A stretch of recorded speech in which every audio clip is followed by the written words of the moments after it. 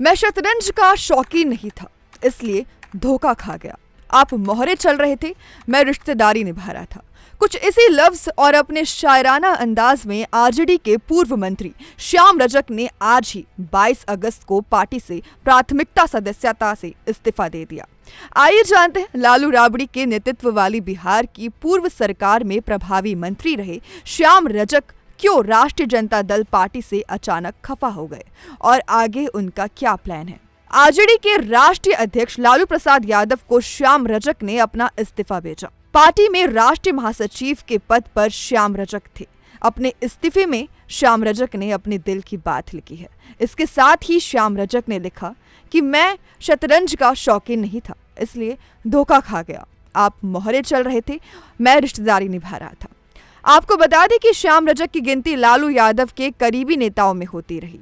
वहीं विधानसभा चुनाव से एक साल पहले श्याम रजक का इस्तीफा आरजेडी के लिए बड़ा झटका माना जा रहा है।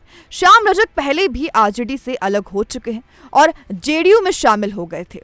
सीएम नीतीश ने उन्हें मंत्री भी बनाया था, लेकिन बाद में उन्होंने जेडीयू छोड़ दिया था और आरजेडी का दामन थाम लिया था। वहीं श्याम रजक ने एक से ज्यादा बार फुलवारी सीट पर प्रतिनिधित्व किया है। पार्टी के कई नेता और कार्यकर्ता उनके इस फैसले से हैरान हैं। ऐसे में अब देखना होगा कि श्याम रजक के जाने से राजद पर क्या असर पड़ता है। वह राजद की प्राथमिक सदस्यता से भी इस्तीफा दे रहे हैं।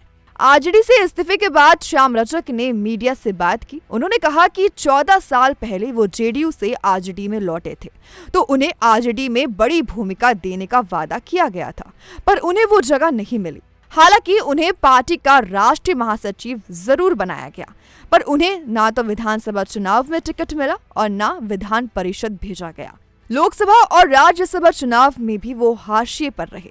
कहा जा रहा है कि उन्होंने लालू प्रसाद को भेजे पत्र में अपने साथ हुए इसी सियासी धोखे का शायराना अंदाज में जिक्र किया और लिखा कि वो तो अपनी तरफ से रिश्तेदारी जरूर निभा रहे थे, पर उनके साथ पार्टी ने दगा कर दी। कहा जा रहा है कि पार्टी में अपनी उपेक्षा से नाराज श्याम रजक पिछले कुछ समय से आरजेडी के कार्यक्रमों में ज्यादा दिलचस्पी नहीं दिखा रहे थे। उनकी यही नाराजगी इस्तीफे के रूप में सामने आ गई। बिहार में अगले साल होने जा रहे विधानसभा चुनाव को लेकर अभी से सियासी बिसात बिछने लगी है। दलित वोट बैंक में पैठ जमाने की जुग्गत में जुटी जेडीयू कोई चर्चित दलित चेहरा तलाश रही थी। आरजेडी से श्याम रजक की नाराजगी की खबर जैसे ही सामने आई, जेडीयू की तलाश पूरी हो गई। कहा जा रहा है कि अंदर ही अंदर श्याम रजक और जेडीयू के बीच खिचड़ी पक गई है।